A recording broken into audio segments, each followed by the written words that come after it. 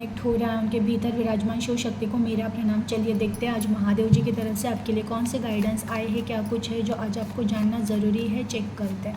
Please Mahadev ji guide कीजिए, जो भी व्यूअर्स कनेक्ट हो रहे हैं आज आप इन्हें क्या गाइड करना चाहते हैं, प्लीज़ गाइड कीजिए। हर हर महादेव, हर हर महादेव, ओम नमः शिवाय। आत्मविश्वास और शांति से भरे रहो, तभी तो मनचाही ज़िंदगी जी पाओगे। आत्मा के लिए कुछ असंभव नहीं, बस शक्ति को जगाना है। भक्ति समर्पण जहाँ होता है वहाँ शक्ति प्रकट हो जाती है। मन को कार्य में एकाग्र करे तो मंजिल मिल जाएगी।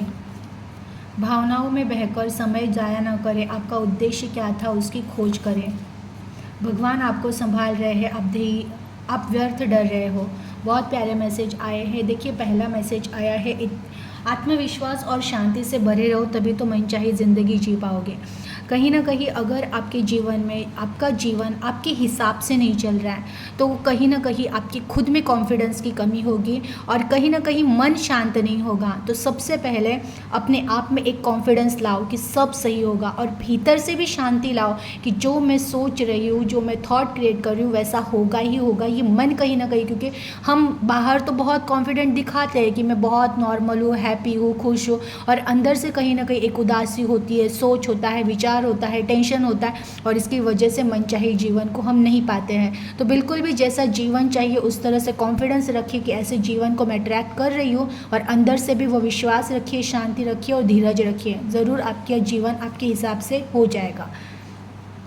आत्मा के लिए कुछ भी असंभव नहीं है, बस शक्तियों को जगाना है। ये बात बहुत सच है।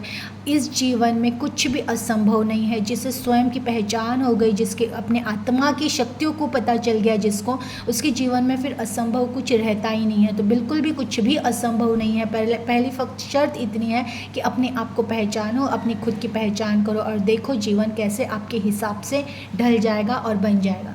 भक्ति समर्पण जहाँ होता है वहाँ शक्ति प्रकट हो जाती है। देखिए कुछ लोगों को है ना, भक्ति से ही शक्ति मिल जाती है। जिसके पास सच्ची भक्ति होती है ना, कि वो ईश्वर पर इस तरह से निर्भर हो गया कि उसे इतना विश्वास हो जाता है कि मेरे ईश्वर मेरे साथ अब जो कुछ भी करेंगे ना वो बिल्कुल सही होगा। और इस तरह से जिसका समर्पण भाव हो जाता है ना, उसके जीवन में शक्ति प्रकट हो जाती है और उसके साथ फिर कभी कुछ गलत हो ही नहीं सकता, कि जिसकी भक्ति इतनी सच्ची होगी।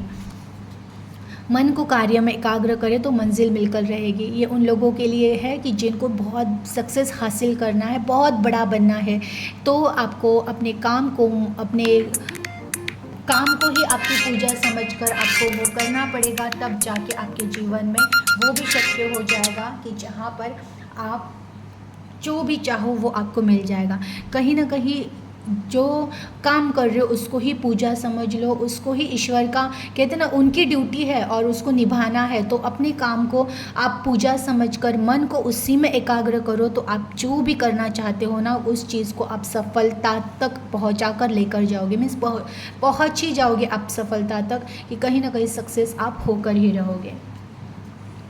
भावनाओं में बहकर समय ज़ाया ना करें, आपको आपके उद्देश्य क्या था उसकी खोज करें। देखिए कुछ लोग ज़रूर ऐसे लोग कनेक्ट हुए हैं जो ना परेशान है, जो उदासी में है, जो बस सोच विचार में है।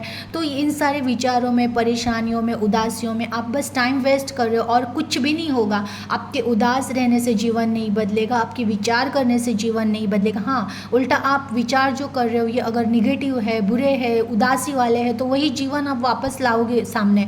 तो उससे अच्छा है जो भी टाइम है उसका उपयोग करें, उस टाइम में कुछ अच्छी चीज़ें करें, और कुछ भी नहीं है तो खुद की ही खोज करें। बैठ जाइए, मेडिटेशन कीजिए, ध्यान कीजिए, लेकिन टाइम को वेस्ट मत कीजिए।